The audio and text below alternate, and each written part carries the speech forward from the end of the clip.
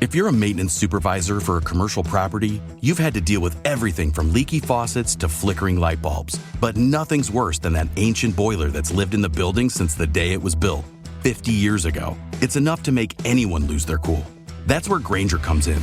With industrial-grade products and dependable fast delivery, Grainger can help with any challenge, from worn-out components to everyday necessities. Call, click Grainger.com, or just stop by. Grainger, for the ones who get it done. People really don't know what their expenses will be because they don't know how long that they're going to live. Americans are worried they won't have enough saved for retirement now more than ever. Retirement is going to cost for many folks over $1 million. Is no sure thing in investing, but a lot of people think that annuities may come close to that. It's going to more safe things that they know. If they know they're going to need that money to supplement their retirement, well, then you can't play that risk. This is the Safe Money and Retirement Show with Jon Heischman Sr., founder and partner of Heischman Financial Services, serving the Columbus and surrounding areas. Jon specializes in educating pre-retirees and retirees about safe money strategies and ideas. Now, it's the Safe Money and Retirement Show. Here's Jon Heischman Sr. Welcome to the Safe Money and Retirement Show. I'm your host, Jon Heischman. I'm glad you took the time to listen.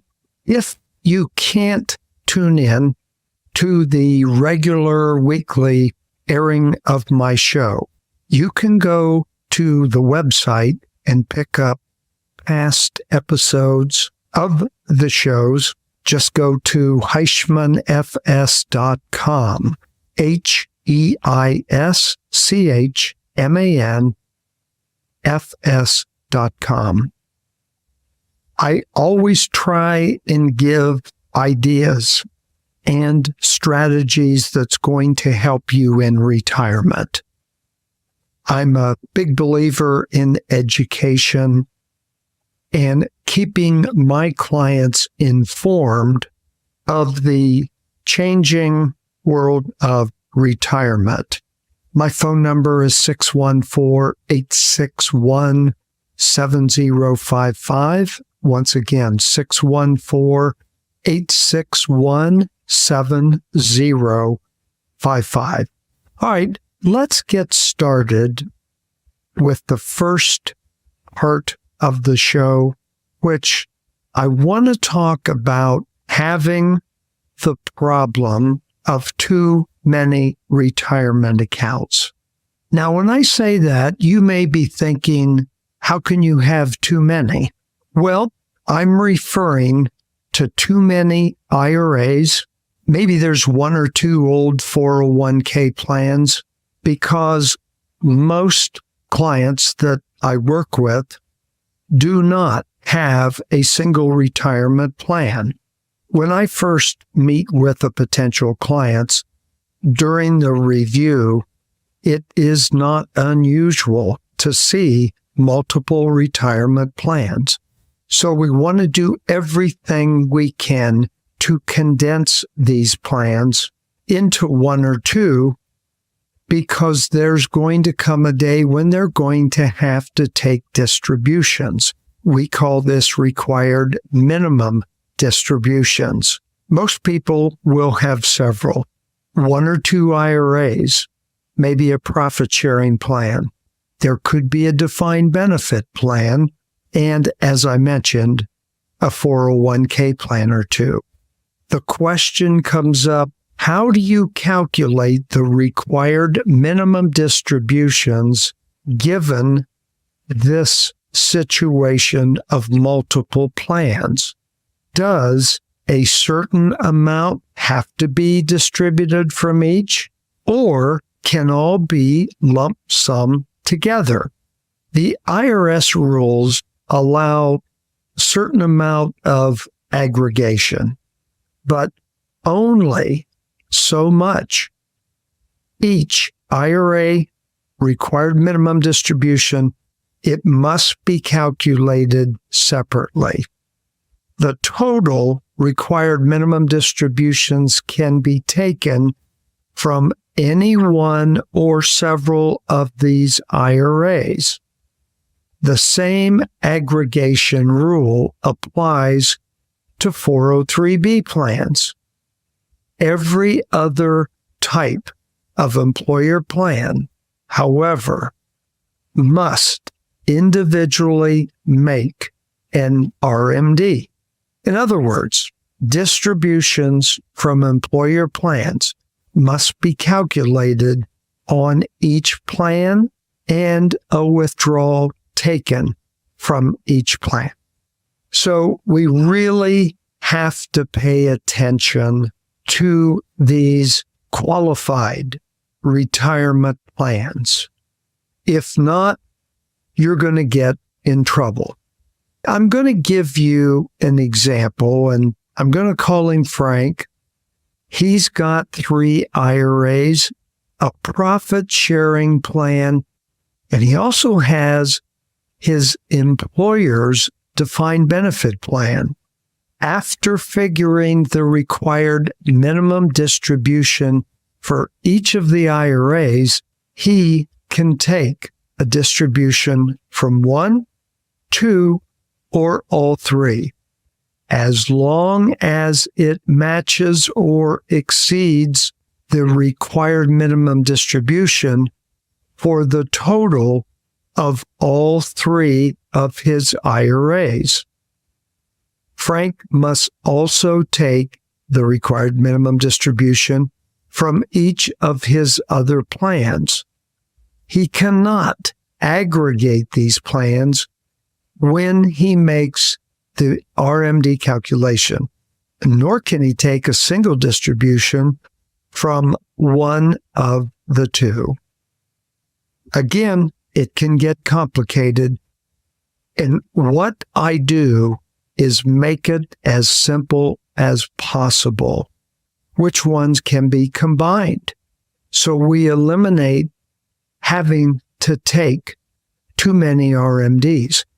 Now, if you're going to take one RMD that equals the amount you have to take from 3 different plans, you now have a record-keeping problem, and you've got to make sure you took enough from the 2 or 1 that the distribution has come from. I'll give you another example. We'll call him Steve. He miscalculated. His RMD for the year was $24,000. Steve had a lot of money in qualified plans. Since this was the first year he was required to make distributions, he instructed the company that was holding his retirement accounts for his SEP IRA account to begin sending monthly checks for $2,000 per month beginning April 1st.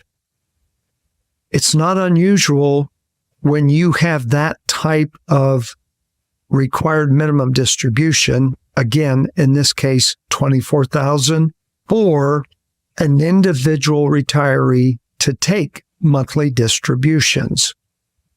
So the first payment, April 1st, $2,000, Steve missed his required minimum distribution since he withdrew only $2,000 by April 1st, not the required $24,000.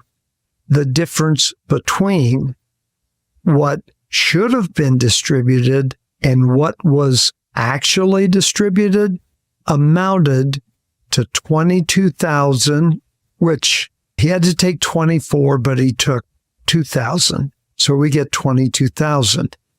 His penalty for taking too little amounted to $11,000, and he must take 24,000 again for a distribution for the second year before December 31st of that same year.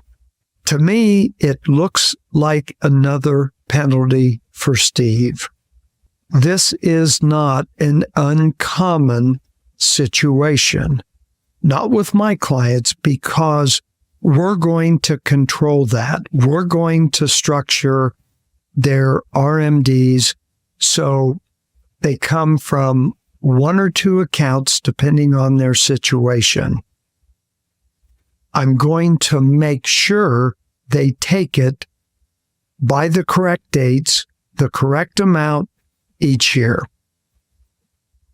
And I did get a couple of referrals last year from clients whose friends got in this very same situation. Once the mistake is made, you can't avoid that penalty.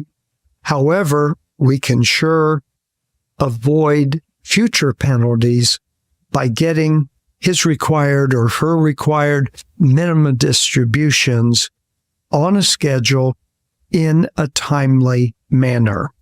One note I want to point out is that the IRS has shown itself willing to withhold the imposition of the required minimum distribution shortfall penalty when taxpayers have demonstrated unintentional error in calculating their required minimum distribution. There's a lot of work that goes into communicating with the IRS to show them it was not intentional, and we want to avoid getting in that position. This might not be the case now that the penalty has been lowered from 50% to 25%, and perhaps it can get as low as 10% if the shortfall is withdrawn properly. If you're in a situation where you're taking a required minimum distribution from one account, you should not have any worries at all, especially if you're having the company that's managing your IRA do it each year on a systematic basis, not where you have to figure it out each year. You're opening the door for mistakes. And I know most of the companies that we work with, they have full departments that do nothing but calculate the RMDs for you. Then the liability is on their shoulders, and it eliminates the potential for you making a mistake. Now, if you have multiple, like the examples I gave you earlier, that could be a problem. And from what I've seen, that's where the problems come from. So I welcome the opportunity to work with you in illustrating how qualified plans, IRAs, and other qualified money can be combined to simplify your situation. 614-861-7055. Again, 614-861-7055. Visit our website, HeischmanFS.com. HeischmanFS.com. I want to switch gears and talk about sequence of return risk. More than likely, you haven't heard of this, but it's one of the risks that need to be addressed in retirement planning. During your accumulation phase, the order of returns is not really a concern. For example, an investor who is not adding to a position has the same return if the portfolio went up, let's say 20% in the first year. And then down 20% in the second year. Or if the portfolio went down 20% in the first year and then up in the second year. Either way, the investor who starts with $1,000 ends up with $960. So the order of the returns from a retirement account is somewhat secondary when accumulating shares. However, the situation is vastly different for retirement investors and those rapidly approaching retirement. When a portfolio has withdrawals, and these are withdrawals for income, the sequence of return is crucial. Why is this? It's because withdrawals of a fixed amount during investment downturns require more shares to produce the same withdrawal amount. And we call this negative dollar cost averaging. And I'll give you an example. Let's say at $10 a share, it takes only $10 to produce $100 withdrawal. If shares drop to $5, it takes 20 shares for the retiree to receive the same $100. The problem is that now the extra 10 shares are gone and would not participate in the investor's eventual recovery. So it's about recovery to get your money back to where it was. Now, if you're not taking income from an account that's subject to risk, sequence of returns risk is, well, it's always a concern, but it's not that much of a concern because it's not going to affect your income potentially later in retirement.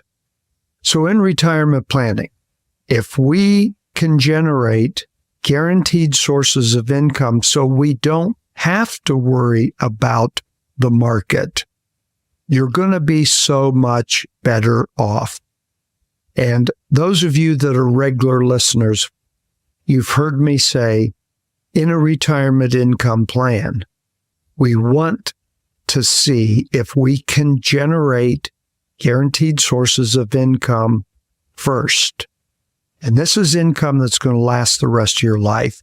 Then we do the investment portion of your retirement funds.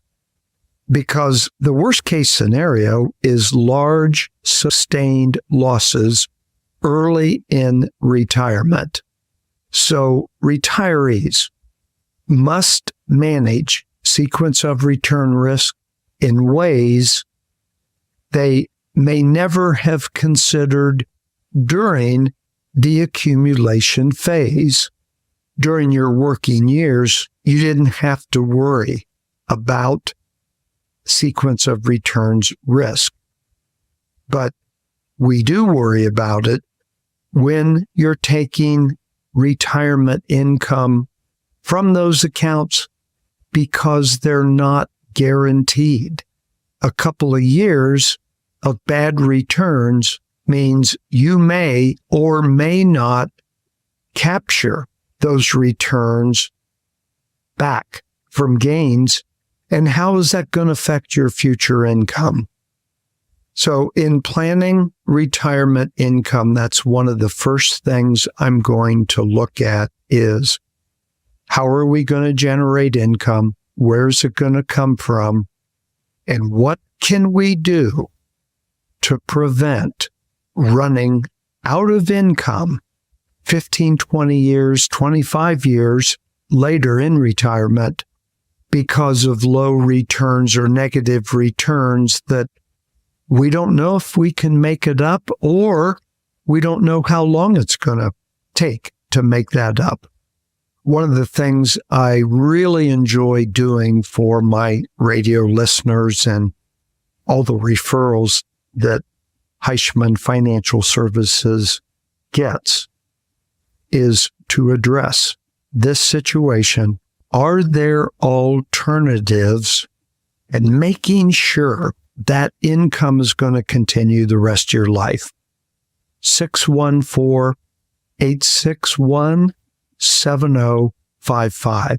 That's the number to reach me. Again, that number is 614-861-7055. There are several different methods to approach income planning.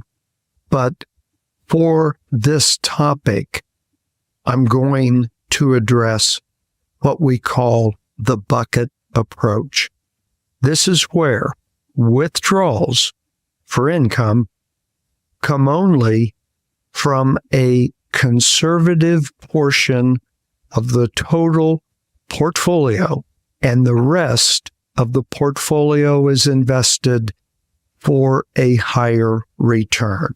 For example, with a 3-year bucket approach, the short-term bucket starts with 3 years of withdrawal.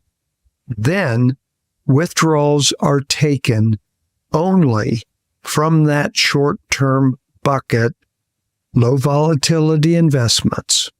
Over time, the short-term bucket is replenished from the long-term bucket. If the market experiences a large downturn, the withdrawals from the short-term bucket allow time for the rest of the portfolio to recover. And I think it really makes sense. The larger the short-term bucket, the more it defends against market downturns and sequence of withdrawal risk. And I know that this sounds complicated, and I'm trying to get my point across without getting too detailed, but when it's explained, showing a diagram of the buckets and when each generates income, it makes it simple. The problem is, in retirement planning, we look at the assets and we decide which assets go into which bucket, when to turn on income from each bucket, and have the flexibility of growth and the ability to come back to another bucket. Now, what we're doing is everything possible to offset market losses in the future and creating guaranteed reliable income coming in the rest of your retirement.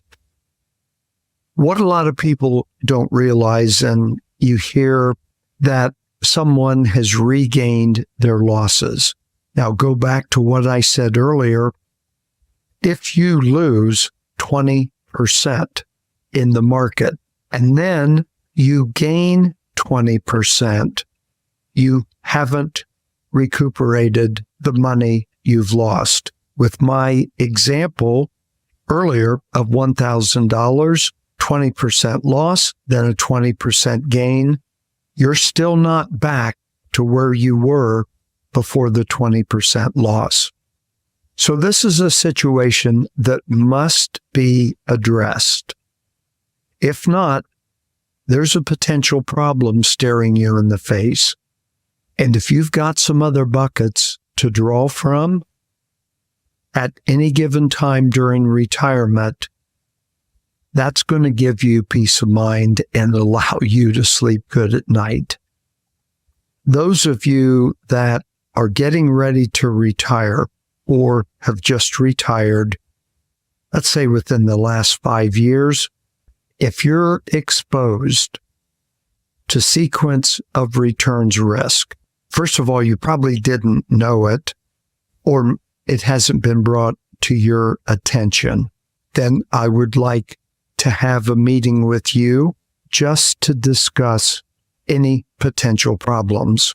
And usually I see this when all retirement assets are in accounts exposed to risk.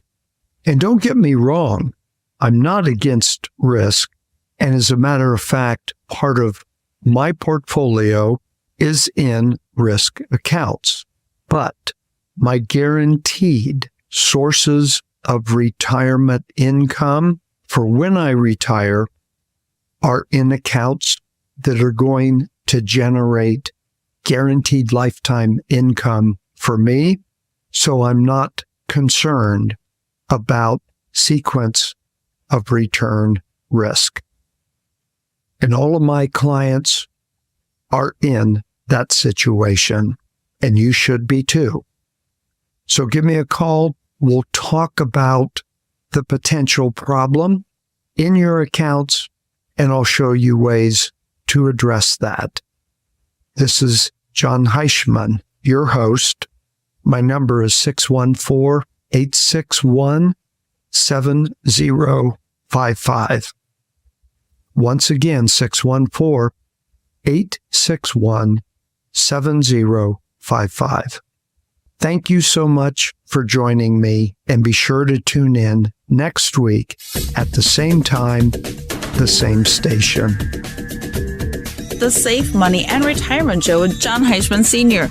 To get in touch with Jon, call 1-888-426-0177. That's 1-888-426-0177. For more information about Heischman Financial Services, visit their website, HeischmanFS.com.